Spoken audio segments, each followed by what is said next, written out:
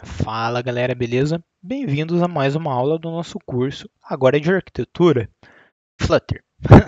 Na aula de hoje a gente vai começar então um pouquinho de mão na massa, Clean Architecture.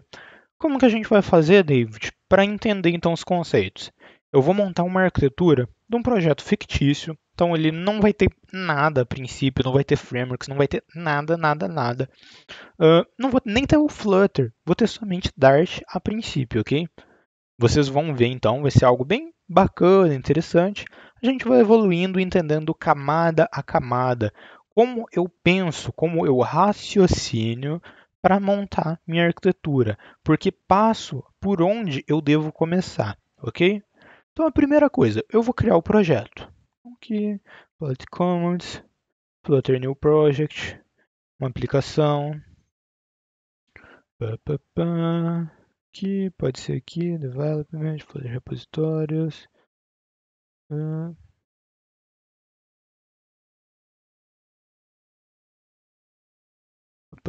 Nosso projeto então está sendo criado.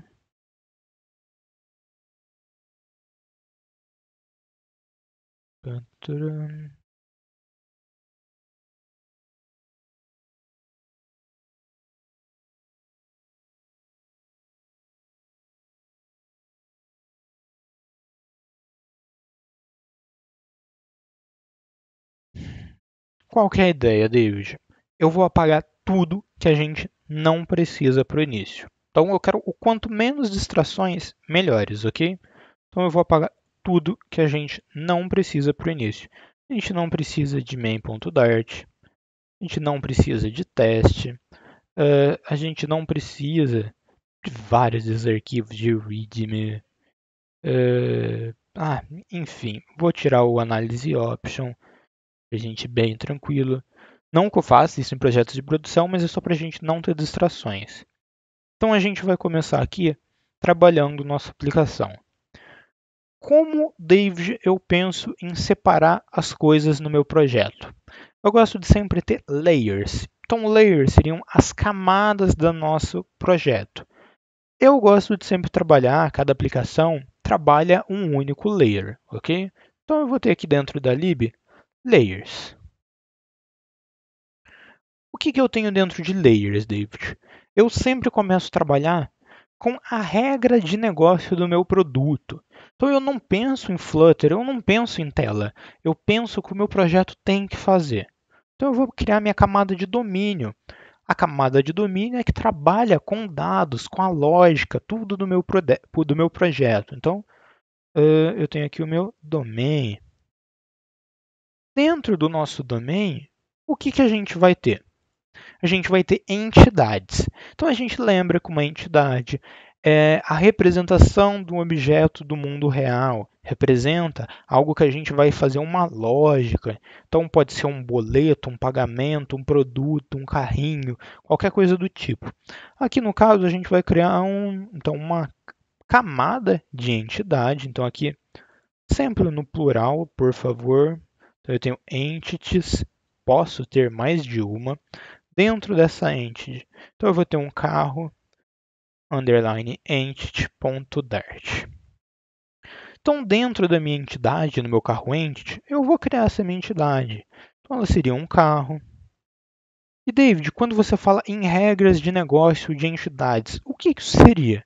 Seriam, por exemplo, os atributos do meu carro. Então eu tenho aqui uma string, placa, opa, string, placa, aqui, string, sei lá, vou colocar um inteiro. Quantidade de portas. 2 portas, 4 portas. Double. Valor. Ok, então essa é a minha entidade. Vou criar aqui um construtor para esse cara. Beleza? Só para parar de reclamar. Então eu tenho um construtor padrão para essa entidade. E eu posso ter regras de negócio a respeito da minha entidade. Deixa eu fechar o terminal. Deixa eu aumentar um pouquinho o zoom para vocês, né? Então, David, o que seriam regras de negócio de entidade? Eu posso ter um método aqui que ele calcula pela quantidade de portas do meu carro o valor dele. É uma regra de negócio da minha entidade. Ela não depende de nada do mundo exterior, ela só depende dela mesmo. Então, tudo que só depende dela mesmo, eu posso ter dentro da minha entidade. Então, eu posso ter aqui um double get real valor real. Posso então ter um valor real e eu retorno aqui então para o valor real o valor vezes a quantidade de portas, ok? Então, dessa forma, eu tenho uma regra crucial de negócio que seria o valor real. O valor real, então, ele é calculado com base na minha entidade, por isso está aqui dentro, ok? Agora, a gente vai conhecer um outro tipo de regra de negócio que seriam nossos casos de uso. O caso de uso, a gente aplica os use cases quando eu quero manipular essa minha entidade, seja com alguma coisa do mundo externo ou não, ok? Então, eu vou criar mais uma camada dentro do meu domínio, que seriam os use cases. Então, agora eu tenho entidades e use cases. E eu vou criar aqui o meu primeiro use case. Eu, pessoalmente, gosto de criar uma pasta para cada use case. Tá? É mais meu, porque conforme seu projeto vai crescendo, você tem muitos use cases, fica mais fácil de organizar. Vou mostrar o porquê já. Então, eu vou criar aqui, o primeiro vai ser o e sobre nomenclatura. Então, a gente sempre aplica o Clean Code, né? Sempre que possível. Quem não conhece o Clean Code, também é do Uncle Bob, que fez aqui que propôs a arquitetura limpa. O Clean Code não é dele, né? O livro Clean Code é, mas as ideias, as junções de Clean Code são várias boas práticas de programação. Então, a gente sempre gosta de utilizar um use case, um caso de uso, sendo um nome, como se fosse o nome de um método. E daí fica muito fácil eu trabalhar. E sendo o nome de método, eu entendo que ele só faz uma coisa, ok? Então, olha o solid entrando aí. Então eu vou ter aqui, ó, o carros, get carros por cor. Pô, David, português, só porque essa aula é didática, pessoal. Normalmente meu código é 100% em inglês, porque eu acho que faz mais sentido eu ter somente uma linguagem no nosso código. E agora eu vou criar então dois arquivos. O primeiro vai ser o get carros por cor ponto .dart. Opa, underline. Aí eu gosto sempre também de utilizar essa nomenclatura, porque qualquer pessoa que lê sabe do que se trata. Use case.dart. Vou só corrigir aqui a entidade, também faltou aqui no carro entity, para qualquer pessoa que olhar saber que se trata de uma entidade, ok? Então, aqui dentro eu não tenho regras de toJSON e fromJSON. Não tenho imports de packages, por exemplo. Eu não tenho JSON serializable. Não tenho import do Flutter aqui dentro. Ó, não tenho imports. Não posso ter imports de bibliotecas externas. Eu poderia ter imports de outras entidades que estão na mesma camada, ok? Então agora eu vou criar o meu contrato. A gente sempre começa com o contrato. Lembra do Solid? A gente vai criar aqui o nosso contrato, um abstract class. Como que o nosso contrato vai se chamar? Get carros por cor use case, ok? Esse é o nosso contrato. E qual o método, David, do nosso contrato?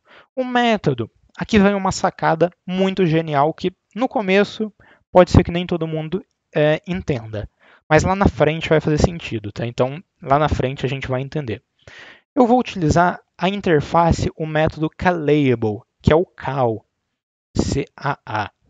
Esse método, esse call, ele seria como se, quando eu escrever o get carros por cor use case, eu só passasse esse cara e passasse aqui dentro os argumentos que ele precisa. Então lá na frente a gente vai entender. Aí eu não preciso criar a instância desse objeto e chamar o ponto get, por exemplo.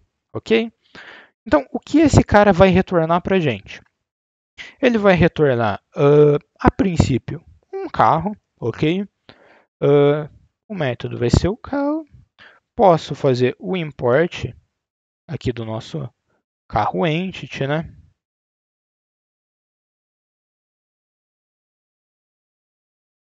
Ok, esse é o nosso contrato. Preciso receber então a cor, né? String cor. Então, esse é o nosso contrato. A partir deste contrato, eu consigo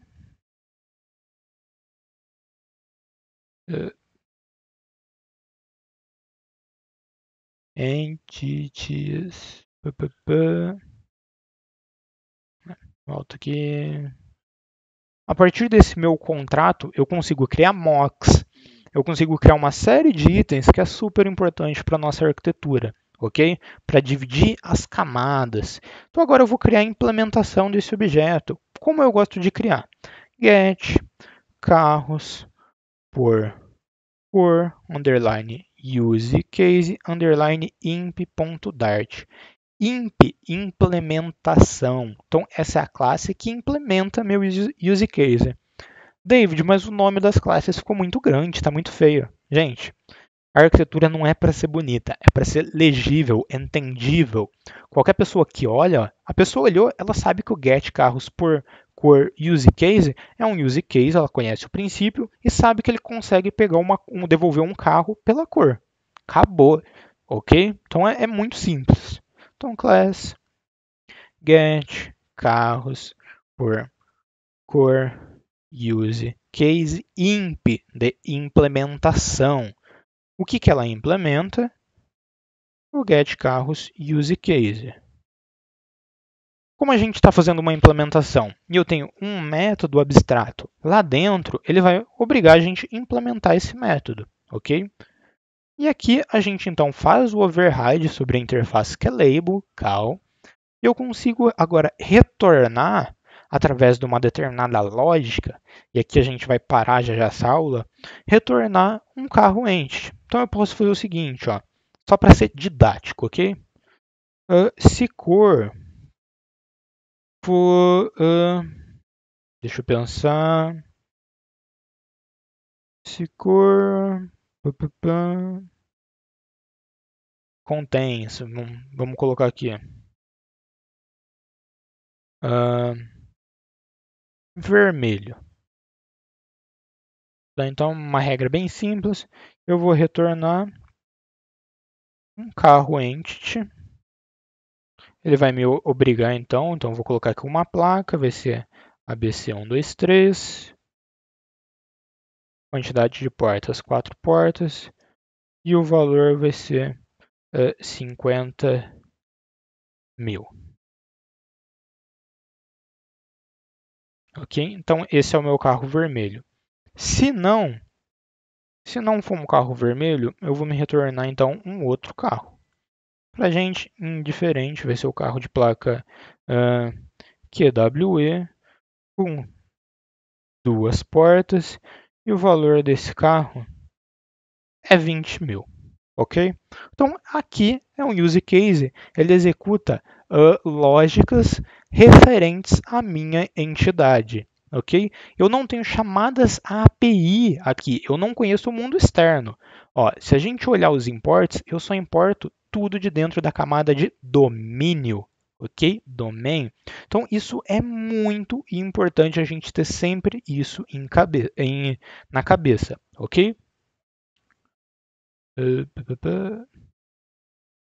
Meus imports estão difíceis hoje, mas ok, pode seguir assim, não tem problema. Então, para essa aula, eu mostrei para vocês como a gente começa a construir, começa a pensar, muito importante, pensar em como a gente aplica o Clean Architecture com uma entidade, nossos casos de usos. Eu vou criar outro caso de uso só para vocês se acostumarem um pouquinho mais, tá? Então, eu vou criar mais um folder. Qual o carro de uso que vai ser? Vai ser o save português, né? Salvar carro favorito. Então, eu posso ter um caso de uso vai ser uma interação do usuário. Lembra lá de UML? É muito parecido a ideia. Então eu posso ter aqui, ó, um salvar carro favorito usecase.dart. Abstract class salvar carro favorito usecase. Então, qual que é o meu resultado? É um booleano de sucesso, se conseguiu salvar ou não. Interface que é label e agora eu recebo um carro entity. Entity. Ou um nome, né? Clean code, carro entity. Então esse é o meu contrato. Beleza? Vamos implementar o nosso contrato. Então, novo arquivo, salvar carro favorito use case imp.dart class salvar carro favorito use case imp implemento salvar carro favorito use case. Faço o override e retorno aqui, ó. Aí, como eu salvaria? A gente entende se a gente vai salvar, a gente vai precisar de um repositório para salvar. Então, eu vou precisar salvar. Não sei se eu vou salvar numa API, no Firebase, num cache, num banco local. Não sei. E dentro do meu domínio, da minha entidade, dos meus use cases, essa informação não é importante. Então, o Clean Architecture traz um outro princípio para a gente que eu postergo as minhas escolhas. Eu começo a escrever o código sem saber API, sem saber tela. Eu consigo escrever minhas regras sem pensar nessas coisas. E eu sei que esse cara tem que salvar dentro de um repositório. Quem é esse repositório? Gente, não me importa. Então, como que eu consigo ter a minha lógica para salvar num repositório sem que afete o funcionamento da minha aplicação? Então, dentro de domínio, eu vou ter mais uma camada que vai ser repositories. A gente já estudou sobre repository pattern aqui no canal. Tem lá na playlist de Flutter básico, tem uma aula só de repositório pattern, ok? Então eu vou ter aqui um contrato. Então, qual que vai ser o meu repositório? Vai ser o save favor salvar carro favorito underline repository.dart. O contrato dele vai ser muito parecido com o nosso contrato do use case, ok? A gente vai ter uma leve alteração. Então, eu vou copiar aqui. Somente para facilitar, vou fazer o import. Lembrando que o meu repositório ainda está dentro de domínio e ele é só um contrato. Dentro de domínio, eu não tenho implementação de repositório, ok? E o meu contrato, ele sabe salvar. Como ele salva? Gente, não importa. Eu só tenho um contrato que sabe salvar um objeto, uma entidade de carro. Só que o salvar, a gente sabe que é algo que pode demorar, pode não demorar. Normalmente é algo assíncrono. Então eu vou retornar uma future de bool, ok? Estou apanhando para o teclado hoje. Então assim eu retorno uma future de bool. E agora, aqui dentro, David, com Clean Architecture, com boas práticas, com Solid, como eu tenho aqui o meu repositório? A gente vai utilizar o quinto princípio do Solid, o princípio da inversão do controle de dependência. Então, quem criar o use case passa a implementação do repositório. Então, eu recebo aqui dentro do repositório, do use case, recebo dentro do use case um contrato que sabe salvar. Eu tenho esse contrato? Tenho. Então, eu tenho aqui um final, porque é um cara final. Salvar carro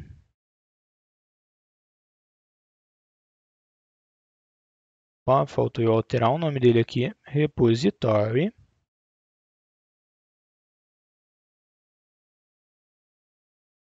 Salvar carro, repository. sempre que é como privado, tá? Então, o underline na frente significa que o nosso método, que o nosso objeto é privado. Dessa forma, a gente não expõe para ninguém fora do use case fazer a utilização. Jogo para o construtor. Ok. Então, a gente, agora quem criar, quem chamar o use case vai ter que passar uma instância de um objeto salvar carro favorito repositório, do nosso repositório. O que eu posso fazer agora? Então, eu posso vir aqui no nosso método call, chamar o salvar carro repositório. Lembra que ele utiliza a interface Calable. Então, aqui está a grande sacada. Eu consigo abrir aqui e passar o meu carro aqui para dentro. E ele vai funcionar. Porém, todavia, esse cara aqui agora, ele devolve uma feature, ok? Então, a gente sabe que ele devolve uma feature. O que eu posso fazer? Eu posso aguardar. A gente também tem isso lá no curso de Dart básico. Aguardar o resultado se resolver. E a partir desse resultado, eu posso tomar alguma ação. Então, eu tenho aqui, o result, por padrão, é falso, ele não conseguiu retornar. Posso ter aqui um return. Acho que nem precisa fazer dessa forma. Posso realizar aqui dentro. Return value. Acho que ele não vai deixar fazer. Não. Então, eu vou criar aqui um bool result. Vou atribuir o valor de false.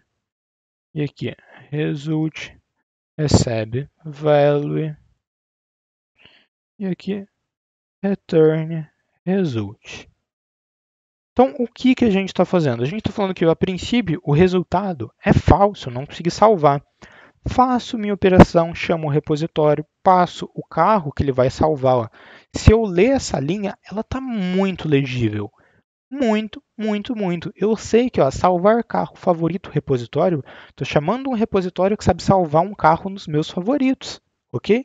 Passo qual que é o carro, aguardo o resultado e atribuo o resultado ao value. Pô, David, mas isso é algo assíncrono. Vamos alterar por uma feature? Vamos. Totalmente. Então a gente pode voltar aqui, mudar a assinatura do nosso projeto, vai quebrar a nossa implementação. Agora ela está reclamando. Devolvo aqui uma feature. Posso remover esse cara daqui para simplificar esse. A gente sabe que toda vez que a gente trabalha com feature e eu tenho que devolver uma feature, a gente precisa ter o async. Removo esse den. Podemos criar agora uma variável result e atribuir esse resultado ao result. Se a gente olhar o result, ele é um tipo de feature bool result. Posso adicionar um await, então, para guardar, e agora o result é um tipo booleano. Posso retornar o result ou fazer um return desse cara. Dessa forma, meu código já está funcionando perfeitamente. Então, eu segreguei, eu deleguei a responsabilidade de salvar do meu use case para um repositório. Quem vai ser esse repositório? O meu domínio não sabe, ele não precisa saber. Eu não sei se é um banco de dados, se é uma API, se é Firebase. Eu só sei salvar um dado. E acabou, eu não preciso de mais informações do que isso. Ah, David, o que o use case pode ter de regras? Eu posso, dentro do use case aqui, chamar outros use cases, ok? Posso ter uma lógica. Então, assim que eu recebo o carro entity, eu posso ter um if aqui, Posso ter essa regra dentro de use case, que a partir do meu carro entity. Eu tenho aqui o valor real. Se o valor real, se ele for maior, né? Maior que 10.000, então o meu carro entity, o valor dele multiplica por 2. Posso ter, essa é uma regra totalmente aplicável para o meu use case. David, é legal ficar aqui? Eu levaria essa regra aqui para dentro da minha entidade. Então eu criaria ela bem aqui, ó. Set carro for, então, set lógica x. Não estou sem criatividade para o nome da lógica. A gente mudaria aqui para this, para pegar a instância do objeto que eu estou operando. Nem preciso do this, né, na verdade.